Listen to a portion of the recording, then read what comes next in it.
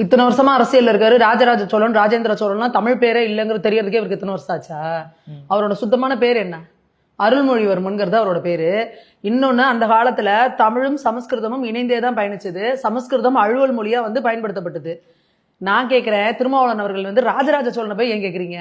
ஸ்டாலினை கேட்கணும்ல. எப்ப உன் பேர் தமிழ் கிடையாது, இந்தியாலே இருக்கிற ஒரு பேர் கிடையாது. உதயநிதி தமிழ் பேரா? இன்பநிதி தமிழ் பேரா? கலாநிதி, தயாநிதினா வச்சிருக்கீங்கல்ல, இதெல்லாம் தமிழ் பேரா?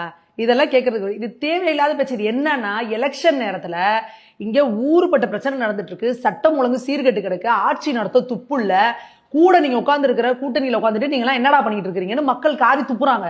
ஏன்னா இப்ப ஓட்டு கேட்க போகணும்.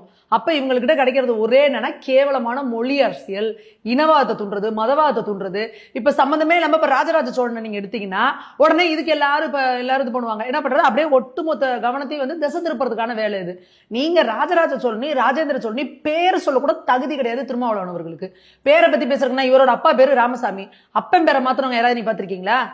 அப்பா பேரை மாத்தி நீங்க ஆரம்ப காலத்துல எல்லாம் பாத்தீங்கன்னா இவர் திருமாவளவனுக்கு இன்சியல் வேற போட்டிருப்பாரு. இப்ப தொல் திருமாவளவன் மாத்திருக்காரு. அப்பா பேரை தொல்காப்பியன்னு மாத்திருக்காரு.